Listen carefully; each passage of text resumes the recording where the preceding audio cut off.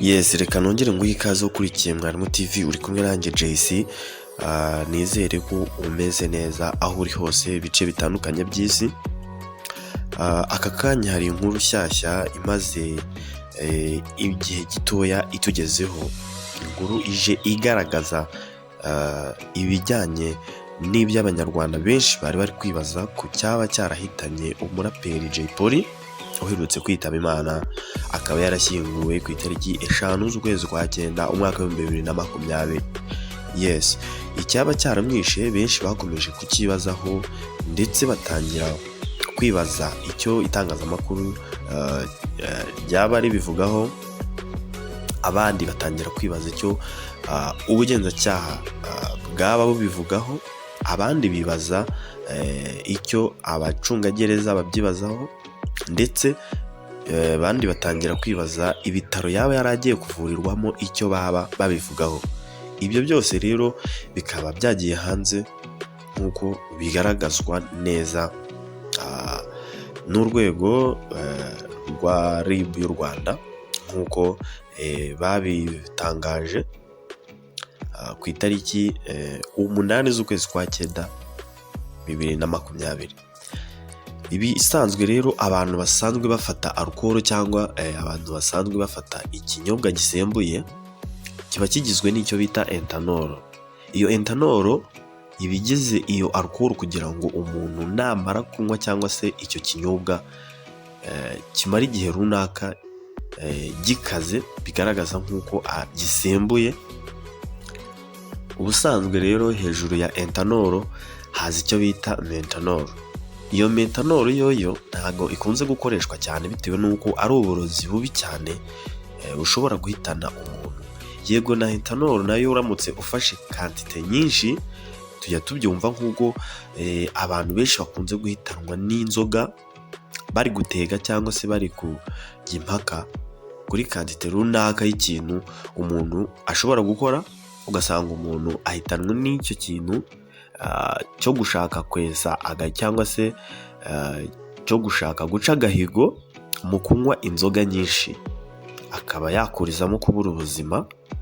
Ni muri urwo rwego ethanol nayo atari nziza gufata nyinshi. Uyu muraperi rero isuzumwa ryavuye mu bitaro cyangwa se muri laboratoire y'u Rwanda ku bijyanye n'ibimenyetso ndetse n'ubumenyi mu bijyanye n'ubutabera, hakaba hararebewe neza cyangwa se hararebwe neza icyaba cyarahitanye uyu muraperi Tuyishime Joshua. Inkuru ikaba yaragiye hanze igaragaza neza yuko uyu muraperi yazize ikinyabutabire bita methanol. Iyo methanol akaba ari uburozi bushobora guhitana umuntu bitewe n'uko uburyo bukora bushobora kukwica mu gihe gito cyane, mu minota mikeya nyuma yo gufata icyo kinyabutabire. Iyi methanol uburyo yamuhitanye ubusanzwe nk'uko umuganga cyangwa se inzobere mu buzima bwa muntu witwa iraidi yabisobanuye. Dr. Iraidi akaba yarabisobanuye yuko iyi methanol iyo igeze mu mubiri w'umuntu ihinduka cyangwa se igahindura umubiri wawe ikindi kintu.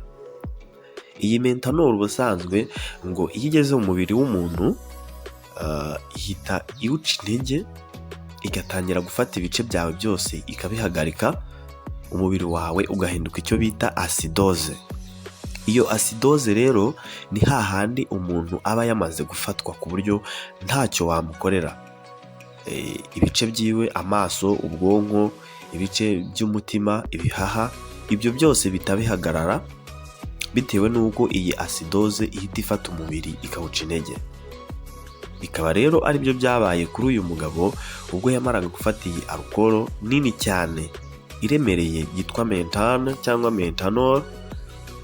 Iyi methanol ikaba yaragiye igahita imwangiza umubiri we wose, amaso, ubwonko, umutima, ibihaha, umwijima, byose bigahita bihagarara.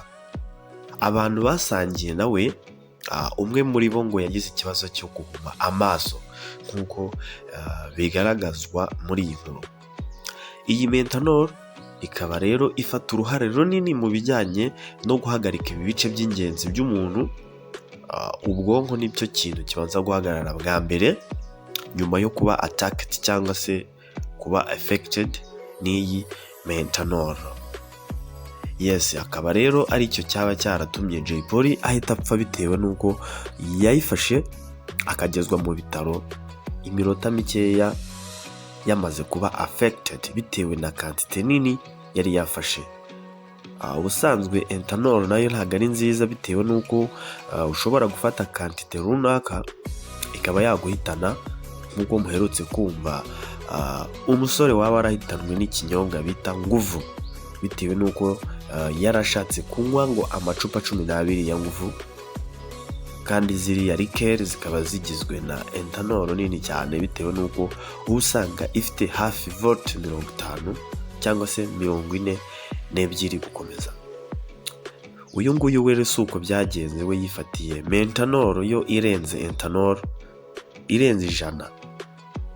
Birumvikana yuko ethanol ubusanzwe iramutse igeze byibuze kuri 50 ntabwo ari nziza ku buzima bwa muntu.